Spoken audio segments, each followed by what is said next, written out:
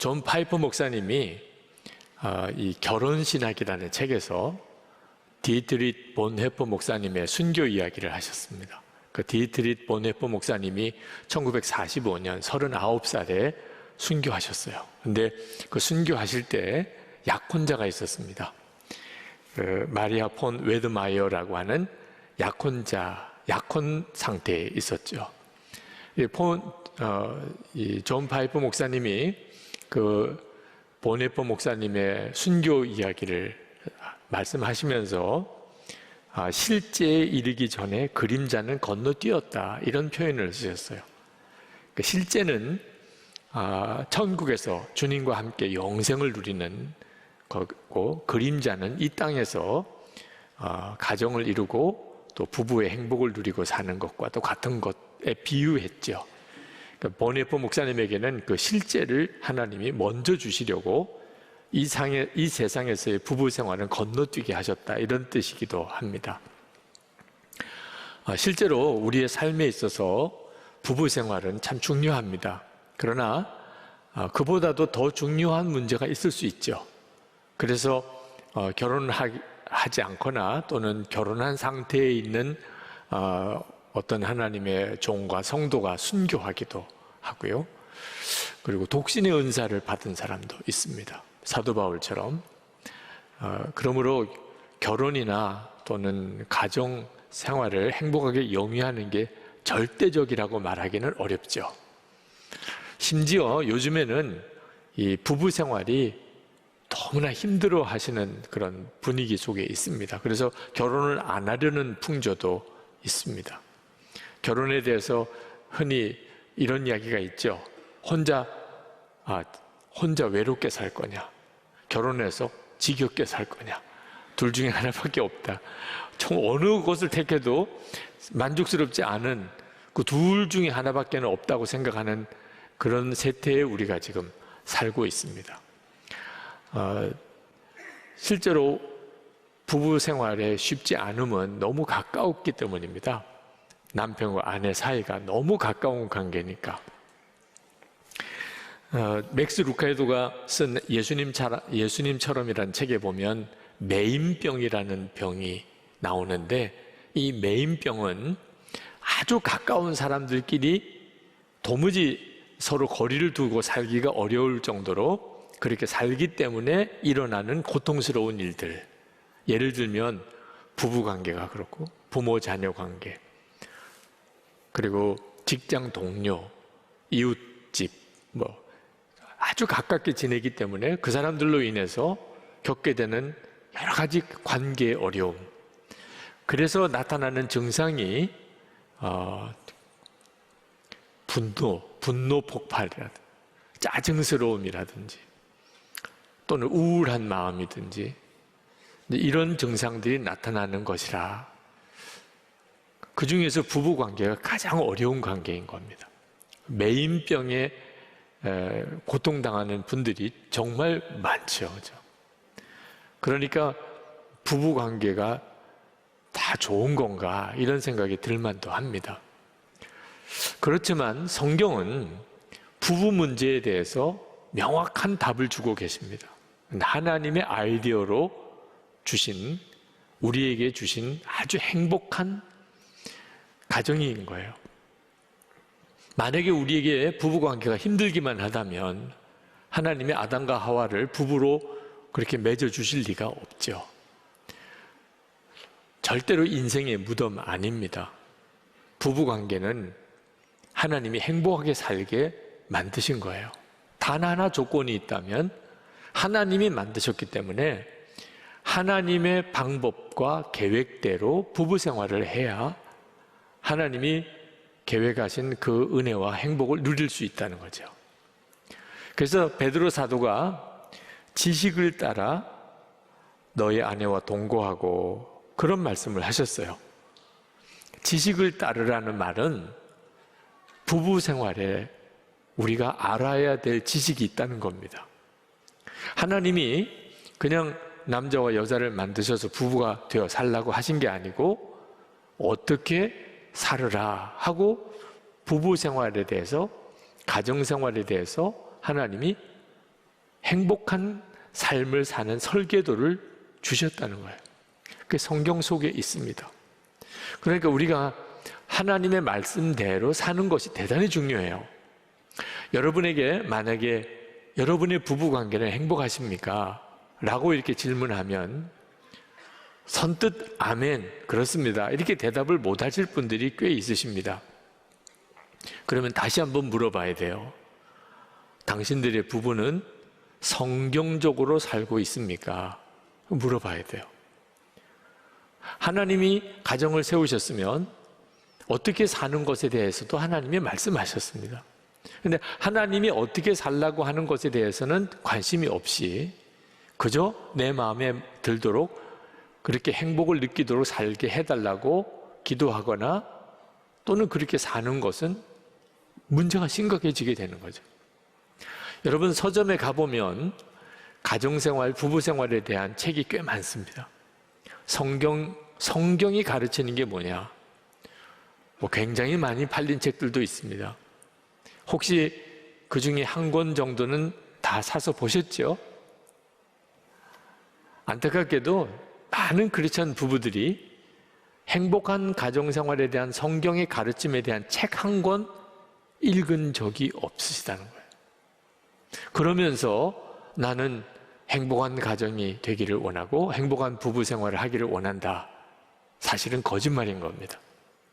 하나님께서 어떻게 살라고 한 건지에 대해서 제대로 한번 공부도 해보고 또 그대로 살아보려고 노력하지도 않았으면서 부부생활 힘들다, 가정은 어렵다, 그건 정말 정직한 태도가 아닌 거죠. 오늘 아주 짧은 주일 설교 시간이기 때문에 그 문제에 대해서 깊이 다 다루지 못하는 아쉬움이 있지만 가장 중요한 원리 하나는 오늘 여러분과 함께 나누고 싶은 것입니다. 하나님께서 정하신 부부 생활에 가장 중요하고도 가장 충격적인 원리가 있는데 그게 뭐냐면 부부는 한 몸이라는 거예요. 에베소서 5장 31절 말씀, 이러므로 사람이 부모를 떠나 그 아내와 합하여 그 둘이 한 육체가 될지니. 엄청난 말씀이에요. 남편과 아내 한 몸이다. 아마 여러분들도 이 말씀을 다 들으신 적이 있으실 거예요. 그래서 별로 충격을 안 받으시는 거죠. 그렇지만 믿지를 않고 진지하게 생각해 보지 않았다면 그럼 우리가 하나님을 믿는 사람 맞습니까? 아니, 하나님을 믿는다면 성경 말씀이 하나님의 말씀이라고 믿는 거고 그렇다면 하나님의 말씀대로 살아야 하는 거잖아요. 그런데 부부가 한 몸이라고 성경에 말하고 있음에도 불구하고 그걸 알기도 하면서 실제로 진지하게 생각하지 않았다면 문제는 거기에 있는 겁니다. 왜 행복하게 살자고 그렇게 결혼해서 왜 이렇게 싸우고 살아야 되는가? 원인이 거기에 있는 거예요. 아내가 남편에게 예수님에게 하듯이 순종하라. 성경이 가르침이에요. 근데 많은 아내가 그것을 자존심 상한 말로 듣습니다. 요즘 세상이 어떤 세상인데 여자가 남자에게 순종하라니 말도 안 돼. 그냥 그렇게 여기는 거예요. 남편은 아내를 예수님께서 사랑하신 것처럼 사랑하라. 남편들도 그냥 귓전으로 흘려 듣습니다. 어떻게 그렇게 살 수 있겠어? 여러분, 아내가 남편에게 순종하는 거, 남편이 아내를 사랑하라는 말씀은 우리에게 어려운 명령을 주신 게 아닙니다. 우리가 부부가 한 몸이니까 그래서 주신 말씀이에요. 여러분, 몸이 머리에 순종하는 것은 절대로 자존심 문제가 아닙니다. 건강한 거죠. 그렇지 않아요? 팔, 다리가 머리가 지시하는 대로 그렇게 움직이는 것은 건강한 거죠. 만약에 따로 논다면 심각한 문제죠. 아내와 남편이 한 몸이니까. 그러니까 머리인 남편에게 아내가 순종하라. 그 말은 아주 건강한 부부 생활을 위하여 주님이 주신 말씀인 거예요. 문제는 남편과 아내가 하나라고 아내가 믿느냐 하는 거죠. 남편에게는 예수님이 사랑한 것처럼 아내를 사랑하라고 그랬습니다. 예수님이 예수님이 우리를 어떻게 사랑하셨죠? 우리의 죄를 예수님이 대신 지시고 십자가에 죽으셨어요. 그렇게 아내를 사랑하라는 겁니다. 에베소서 5장 25절에 남편들아 아내 사랑하기를 그리스도께서 교회를 사랑하시고 위하여 자신을 주신 같이 하라. 자, 이 말씀은 아내가 뭘 잘못했거나 죄가 있으면 남편 책임이라는 겁니다. 그게 성경이 말하는 남편이 아내를 사랑한다는 거예요. 자, 그런데 많은 남편들이 도대체 어떻게 그럴 수 있느냐? 아내가 잘못한 걸 남편이 책임진다. 그 어떻게 그렇게 살 수 있느냐고 생각해요. 아예 안 된다고 접어버리는 거죠. 여러분, 딸이 있는데 그 딸이 어디 가서 뭘 잘못했어요. 그러면 아버지는 어떻게 할까요? 달려가서 그 딸을 뒤에 감추고 내가 이 아이의 아버지입니다. 내가 다 책임질 테니 이 아이에게는 아무 말 하지 마세요. 여러분, 이렇게 하는 일이 아버지로서 결심이 필요하고 노력이 필요하고 그런 겁니까? 여기 계신 아버지들 한번 대답해 보세요. 그냥 저절로 되잖아요. 딸이 잘못했어요. 그걸 아버지가 책임지는 게 뭘 도대체 힘들고 어려운 결단입니까? 딸에게도 그렇게 할 수 있다면 아내는 더 말할 것도 없죠. 뭐가 전제가 돼야 되냐면 아내와는 한 몸이다. 이걸 믿느냐 안 믿느냐가 문제인 거예요. 아내와는 나는 한 몸이다. 딸은 내 자식이지만 아내는 내 몸이다. 그럼 아내가 잘못했을 때 내가 그걸 책임지는 일이 당연한 거죠. 머리가 하는 역할이 뭡니까? 팔다리가 뭘 잘못하면 다 머리가 책임지는 거죠. 그게 머리라고 하는 뜻인 거죠. 우리에게 있어서 부부 생활에 있어서 꼭 해결해야 될 문제, 예수를 믿었다면 반드시 우리가 붙잡아야 될 중요한 성경의 진리가 남편과 아내는 이제 한 몸이다라는 거예요. 베드로 사도가 부부 사이를 생명의 은혜를 함께 이어받을 자, 그렇게 배우자를 정의했어요. 자, 남편 되시는 분들, 아내가 어떤 존재입니까? 생명의 은혜를 함께 이어받을 자. 아내에게 남편은 어떤 존재입니까? 생명의 은혜를 함께 이어받을 자. 이 생명의 은혜는 영생을 말하는 겁니다. 이 세상에서 부부가 됐을 뿐 아니라 영생을 함께 누릴 자. 그리고 이 생명의 은혜는 예수 그리스도를 상징해요. 예수 그리스도, 그분이 우리의 생명이시니까. 그러니까 예수 믿는 부부 사이에는 예수님이 그 부부 사이에 생명이 되셔서 그래서 부부가 한 몸이 되는 겁니다. 그래서 베드로 사도가 남편에게 아내를 더 연약한 그릇이라고 생각하면서 귀히 여기라 이렇게 말을 한 거예요. 이 귀히 여기라는 말은 이제는 예전처럼 그저 아내나 남편으로 보지 말고 그 안에 생명의 은혜가 있음을 알라는, 예수님을 보듯이 보라는 거예요. 남편으로 그저 아내로 보는 거하고 그 안에 생명의 은혜가 있음을 알고 예수님을 보듯이 바라보면 완전히 다르게 보입니다. 부부 관계의 구원이에요. 어떤 분이 그런 책을 쓰셨더라고요. 데이비드 배너라고 하는 분이 거룩한 사귐에 눈뜨다라는 책에 보니까 이분이 어느 성도의 모임에 가서 부부 사이에 영적인 하나됨을 위해서 힘쓰라 이런 제목의 말씀을 전했는데 여성도 한 분이 막 엄청 화를 내더래요.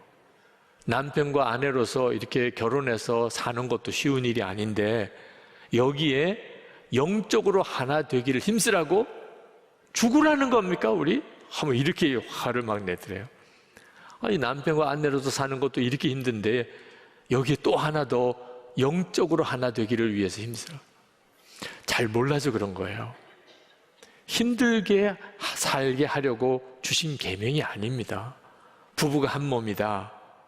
와, 정말 죽겠네. 그렇게 주신 거 아니에요. 여기서도 살기가 이렇게 힘든데 이제 영생토록 같이 그런 뜻으로 주신 게 아닙니다. 우리 스스로의 노력으로 부부 문제를 해결하려고 하지 말라는 거예요. 되지도 않는 일이니까. 우리 주님이, 예수님께서 어떤 남편과 아내 사이든지 완전히 변화되게 하셔. 부부 관계를 완전히 구원해 주신다는 거예요. 우리 스스로 그 문제를 해결하려고 하지 말고 주님을 바라보라. 생명의 은혜를 함께 이어받을 자로 그렇게 믿고 여기면, 그러면 순종 절대 어려운 일 아니에요. 사랑 어려운 일 아닙니다. 내 몸인 걸. 아니, 몸에서 팔다리가 머리에 순종하는 게 뭐가 어렵습니까? 아내가 나와 한 몸인데 아내의 잘못이 내 잘못인 거죠. 그게 뭐가 어려워요? 한 몸이라고 믿지 않으니까 그게 말도 안 되는 교훈인 것처럼 느껴질 뿐인 겁니다. 부부 사이가 사실은 교회와 예수님과의 관계와 같은 거예요. 에베소서 5장 31절 32절에 보면, 그러므로 사람이 부모를 떠나 그의 아내와 합하여 그들이 한 육체가 될지니, 이렇게 말씀하시고는 그 32절에 가서는 이 비밀이 크도다. 나는 그리스도와 교회에 대하여 말하노라. 자, 여러분, 예수님과 교회가 한 몸이신 것은 믿으십니까? 당연하죠. 그죠? 그렇다면 남편과 아내도 한 몸이라는 겁니다. 하나님이 그렇게 만드신 거예요. 하나님이. 여러분, 예수님은 포도나무고 여러분은 가지고, 여러분은 예수님 안에, 예수님이 여러분 안에 계신 것을 믿습니까? 너무나 놀라운 은혜죠. 예수님과 우리는 한 몸이 되었어요. 우리에게 주어진 일은 믿느냐 안 믿느냐는 것만 다 남아 있습니다. 남편과 아내 사이도 똑같아요. 하나님이 이미 한 몸이 되게 해 주셨어요. 한 몸이 되도록 노력하는 거 아니에요. 한 몸이 되었음을 믿을 뿐인 거예요. 그 다음에 주님이 역사하세요. 남편과 내가 한 몸이다. 아내와 내가 한 몸이다. 내가 그 사실을 정말 믿고, 그러니까 남편에게는 순종하고 아내를 사랑하면, 그러면 그때부터 주님께서 우리 부부 생활에 이전에 경험해 보지 못했던 놀라운 은혜들을, 한 몸이 되어 사는 놀라운 변화를 주님이 주신다는 거예요. 이처럼 부부가 한 몸이 되어서 살아가야 되는 일이 중요한 이유는 기도가 막히지 않게 되기 때문입니다. 베드로 사도가 이 7절 하반절에 이렇게 말씀합니다. 이는 너희 기도가 막히지 아니하게 하려 함이라. 여러분, 부부 관계는 예수님과 함께하는 관계이기 때문에 영적인 관계예요. 그러니까 부부 관계가 깨어진 일은 영적인 영향력이 있습니다. 그 중에 대표적인 것이 기도가 안 되는 거예요. 부부 싸움하고 기도해 보신 분 있으시죠? 기도가 잘 되셨나요? 왜 기도가 안 되지요? 부부 관계가 깨어진 것 자체가 주님과의 관계가 깨어졌다는 뜻이에요. 그러니까 기도가 안 되는 겁니다. 기도의 능력을 잃어버리실 거예요. 그러지 않기 위해서 어떻든지 부부 관계가 깨어지지 않도록 지켜가야 하는 겁니다. 사도 바울이 그처럼 부부 관계를 중요하게 가르친 이유가 있어요. 베드로 사도 시절에 초대교회는 순교의 위협 속에 있었습니다. 예수 믿으면 그걸 드러나면 끌려가서 죽는 그런 참 끔찍한 어려움 속에 있었어요. 자, 이런 위기 가운데 교회 공동체의 가장 큰 문제가 뭘까요? 분열과 깨어짐입니다. 그렇지 않아도 외적인 핍박이 심해요. 예수를 믿으면 붙들려 가서 죽게도 되고 모든 재산 다 잃어버려요. 이런 상황 속에 성도들 사이가 서로 용서와 사랑으로 하나가 되면, 그러면 어떤 핍박 중에서도 이겨나갈 힘이 생겨요. 위로가 되고, 그리고 인내할 수 있고, 서로 격려가 되고. 그런데 만약에 교인들 사이에 분열이 생기고 서로 다툼이 일어나면, 그러면 외적인 핍박 앞에 그냥 속절없이 교회는 다 깨져 버리죠. 마귀는 무섭게 시험하고. 그런데 이 교회 공동체의 가장 원형이 뭐죠? 부부예요, 부부. 그러니까 부부 관계가 깨어지면 교회 공동체는 맥없이 무너져 버리는 거예요.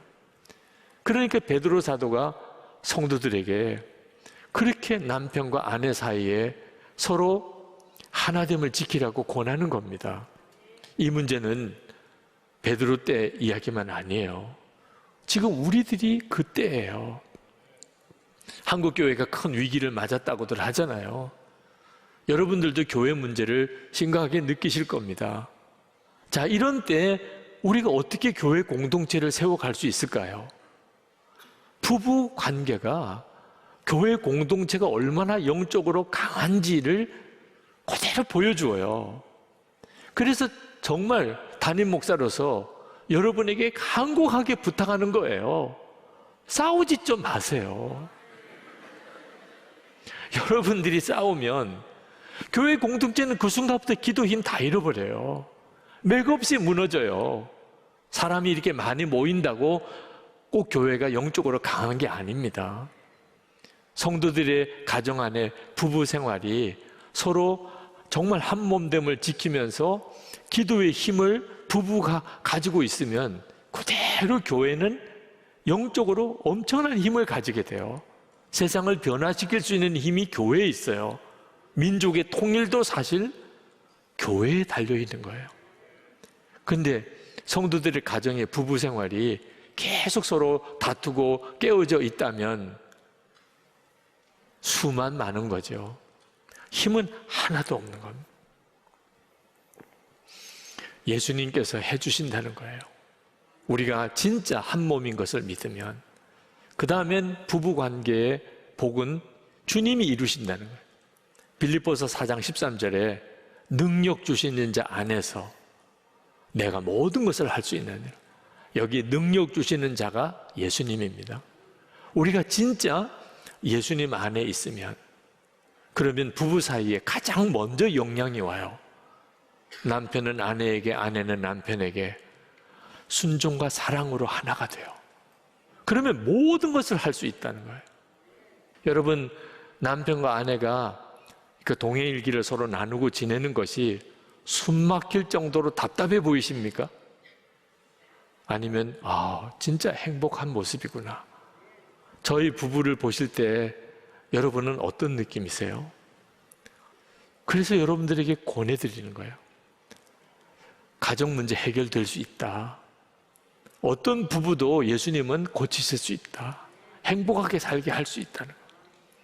아내가 남편에게 예수님께 하듯이 순종하는 거 쉬운 일이다. 생명의 은혜를 함께 우리가 누릴 사람이라고 진짜 남편을 믿으면, 그러면 주님이 하신다. 남편이 아내의 허물과 죄를 내가 대신 지겠다고.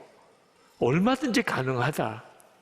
아내를 생명의 은혜를 함께 이어받을 자라고 진짜 믿으면, 그러면 주님이 그렇게 하게 해주신다는 거예요. 부부 문제가 가정의 핵심입니다. 그리고 이것은 교회 공동체 전체에 영향을 끼쳐요. 이 일은 다음 세대에 말할 수 없는 유산이 됩니다.